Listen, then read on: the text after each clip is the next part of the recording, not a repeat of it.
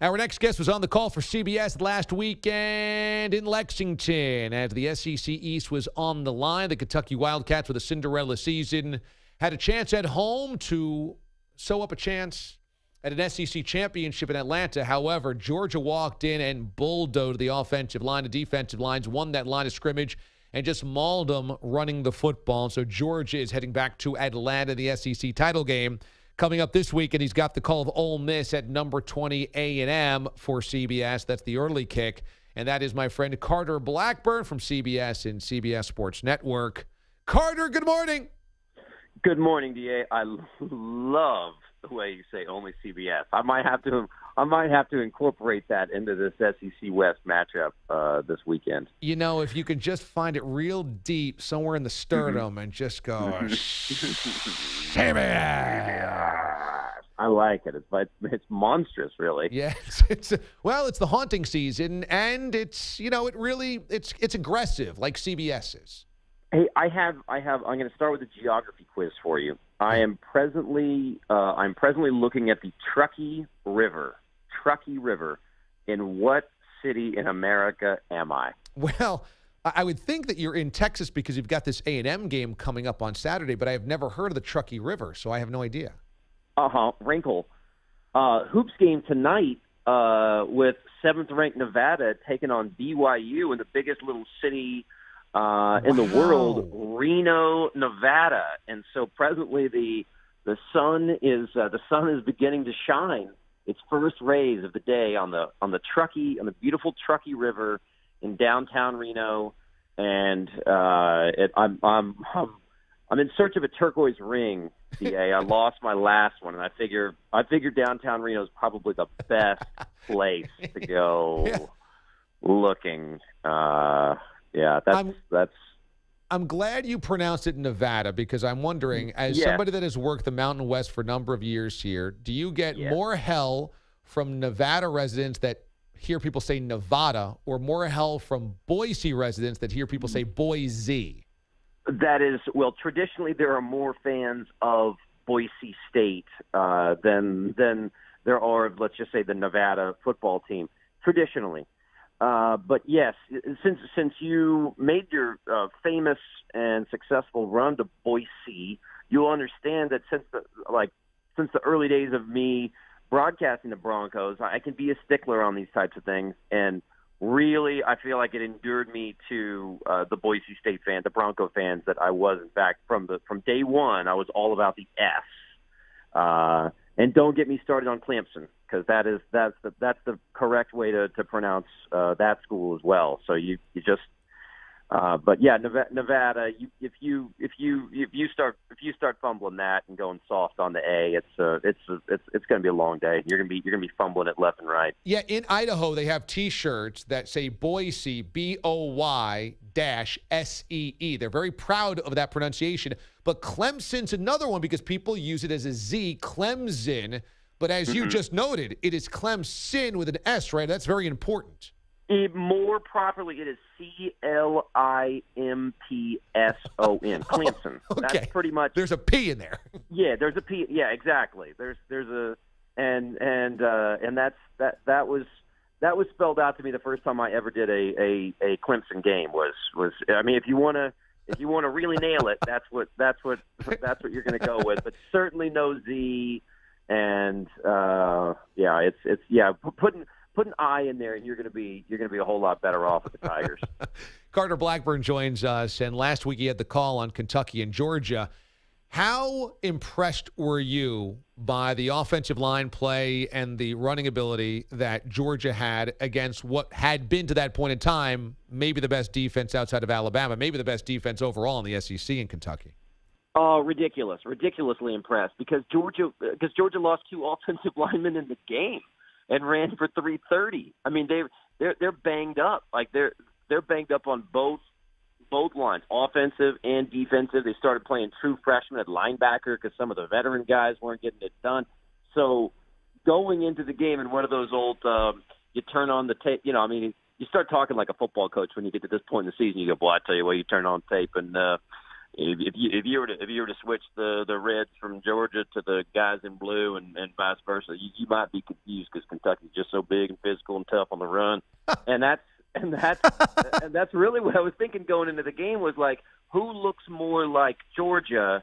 I think Kentucky looks more like Georgia, maybe other than at quarterback, and then who looks more like Georgia? I think Kentucky. So it was almost flipped. And then to see the Dogs, and this was, by the way, the opinion of many people, not just mine. And then just to see the Dogs just whip up and Holyfield and Swift. And remember the whole, this isn't the backfield last year for the Georgia Bulldogs, and they looked exactly like Chubb and Michelle, or just as dominant as Chubb and Michelle. And it was really, really impressive. I mean, You can say whatever you want about, well, it was Kentucky. Like Kentucky was playing tough physical football, making it really hard on teams, and then the Dogs just, like you said, I mean, you summed it up from the start. They just kind of whipped them on both sides. Now they get to play for the title. You guys also had the call of Notre Dame Navy a couple of weeks ago, and that one was in San Diego. I think there's a lot of questions about Notre Dame's ability to hang with the very top upper echelon of college football. You saw them personally. Do you think they're deserving of a college football playoff bid if they end up going 12-0? Yes. If they go 12-0, yes, absolutely. Because I mean, I think they're getting better. Like I think they're shifting into a higher level at the right time. I mean, they got Aaron Banks at left guard. That was a big move going into our game at Navy, getting more physical in the run game. They got Jafar Armstrong back, one of their big offensive weapons. Obviously, Ian Book at quarterback has been the answer for Notre Dame.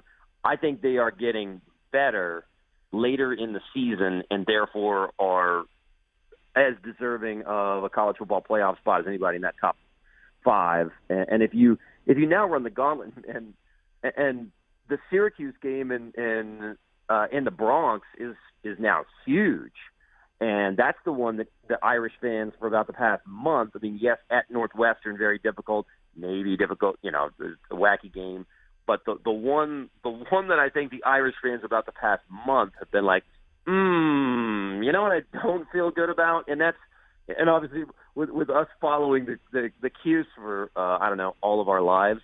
Like it's so bizarre. Like it's still bizarre to me. I looked at Syracuse, Louisville. Like, wait, Syracuse is a 4-touchdown favorite against Louisville. Outrageous. Like they would wax us. Like if we could cover a 4-touchdown underdog spread, like we were happy with just a few years ago, and now all of a sudden we're expected to dominate Louisville, and Notre Dame is worried about Syracuse football. It's totally strange. It's totally bizarre, and one of the great twists is this is a Notre Dame home game that they gave up to go to Yankee Stadium, so it's going to be much more of a neutral site. Certainly there's going to be a ton of Notre Dame fans, but it opens up the door for it to be a little bit more of an even playing field for Syracuse. They never would have thought that this was going to be a huge game between two top 15 teams if it comes down to it. Right, and by the way, I don't think Notre Dame doesn't play many actual neutral site games. I don't think the Irish is going to have like one corner of green in the top of the end zone with like 12 people with pennants going like, "Come on, guys!" Like I think the Irish will be pretty well represented at Yankee Stadium, but it's not going to be like a daunting sea of orange. It will not be. They're not going to turn Yankee Stadium into the Loud House, but it'll be fun regardless. Carter Blackburn joins us from CBS. Your call this week is Ole Miss at A&M in College Station. How would you grade out Jimbo's year number one with the Aggies? Well, it's a big one on Saturday. Is going to go to determining how you grade it out, because right now they're sitting on 5 wins. They had the heartbreaking loss against Auburn this past weekend, lost a 10-point lead late in the fourth quarter against Auburn, and now you're at 5 wins. Ole Miss comes in. You should beat Ole Miss at home.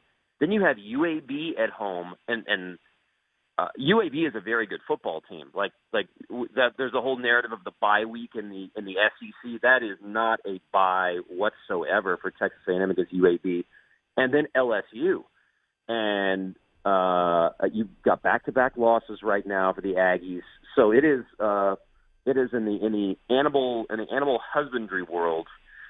There's a procedure that involves some snippers, and that is pretty much the time that the Aggies are in right now, because you need to stop the bleeding, as it were, on Saturday against Ole Miss, because nobody's knees are knocking about UAB, but I'm telling you, UAB is a good football team. Blazers are good.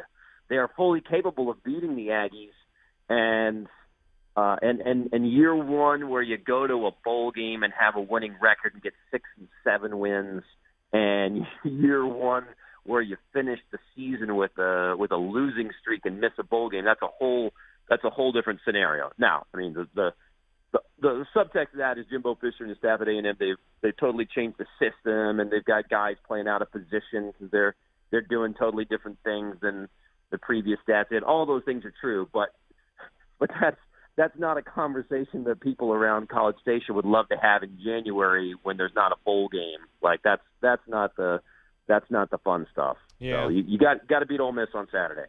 The Bourbon Belle was very excited to hear that you were bourbon tasting in Lexington over the weekend. She's a Kentucky grad, and she has taken me to a few amazing bourbon distilleries. How was the bourbon tasting?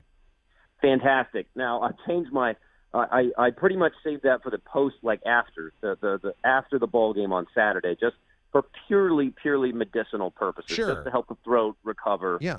But yes, if we're talking about purely medicinal purposes, as if it was prohibition, the 6-year Weller was really an outstanding pick of the bunch. I mean, you have to mess it up. You have to mess it up in Lexington, Kentucky, to get something bad. And by the way, it is pretty funny when you are there and you hear some of the orders, and I guess maybe I won't despair, but I'm like, really, bro? You're gonna order that? You're like a Captain and Coke?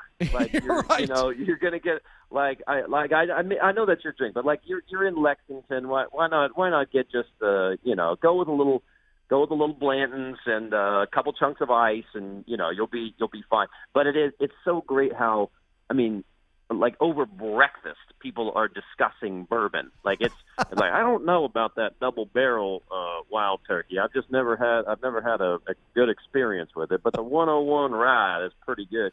And that's breakfast.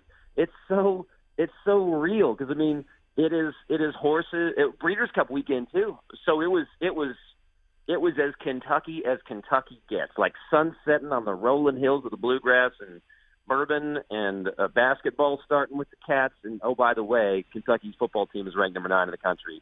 It was terrific. I love going to Kentucky and Lexington. I only hope that they're not all totally scarred by building this up as the biggest college football game in program history and then getting just demolished by Georgia. I hope that doesn't scare everybody back into the woods to never watch college football there again.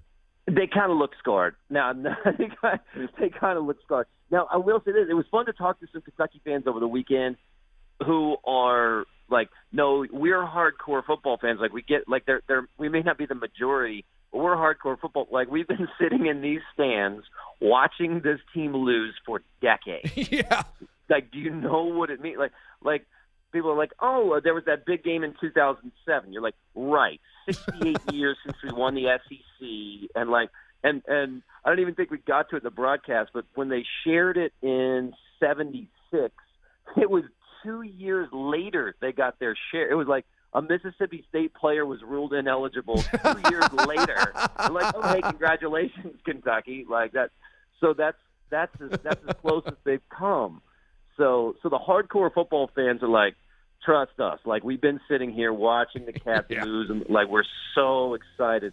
And as a fan of many losing teams during my sports fandom in life, like, I get it when you're like, I have watched so many losses. Like, it just feels good to have a chance. Carter Blackburn from CBS Sports joining us here on the show. Thank you, Booms.